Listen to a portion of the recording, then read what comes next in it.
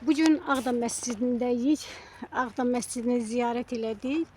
Və bax bu yerdə, dayandığımız bu yerdə 1992-ci ilin 25-dən 26-sına keçən gecə Xocalda şəhid olan şəhidlərimizi bax bu məscidə gətirib, bax bu dayandığımız yerdə yuyub, tabutlara qoyub yola salırmışlar.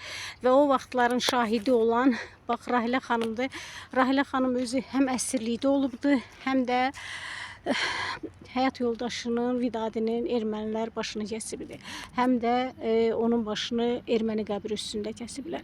Rahilə xanım çox faciələrdən keçibdi. Onun əsirlikdə olan həyatını danışsa, günlər deyil, aylar deyil, illərlə danışsa bitməz. Yəni ki, bir gündə, 2 gündə çəkdiyi o əzablar, yəni illərə sığmayan əzablardır.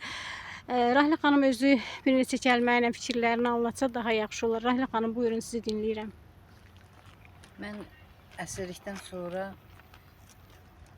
gəldik bura. Bütün Xocalda olan o dağlarda, daşlarda, yollarda, evlərdə ölən şəhidlərin hamısını yığıb bura gətirirdilər. Bax, yığırdıq bura, burada yuyulurdu, burada tabutlara yığılırdı, aparıb dəfn olunurdu. Mən çox axtardım, çox gəzdim, qohum-əqrəbədən var idi, onlar dəfn olundu, amma yoldaşımın meyidi gəlmədi. Çox təəssüf, hələ də xəbər yoxdur. İndiyə kimi hələ də bir xəbər yoxdur.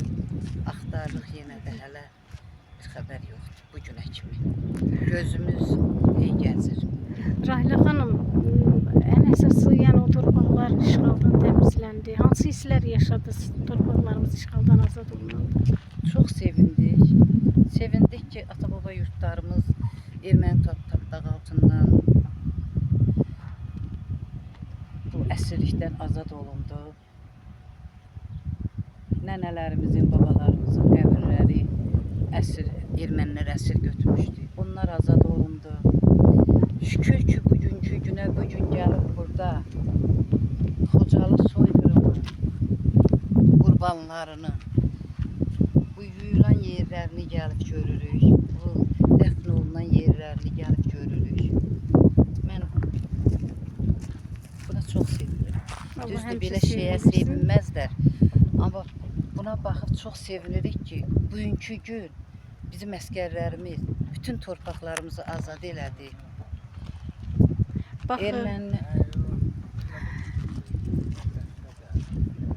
Bütün torpaqlarımızı erməni tapdağı altından azad elədilər.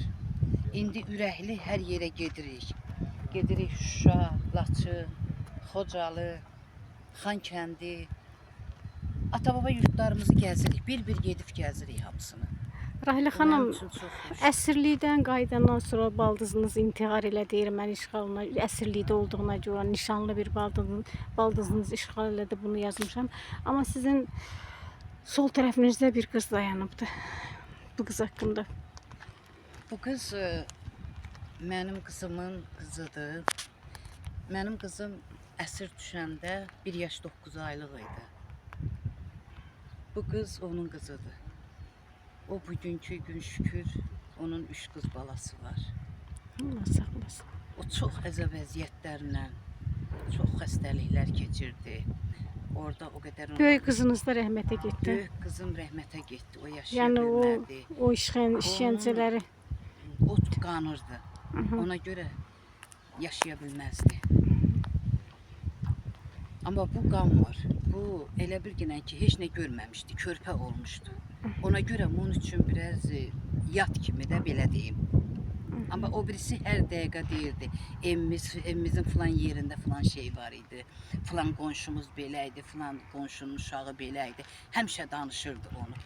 Onu danışırdı, ölənləri də bir-bir o qədər gözünlə görmüşdü ki, bir-bir hamısını danışırdı.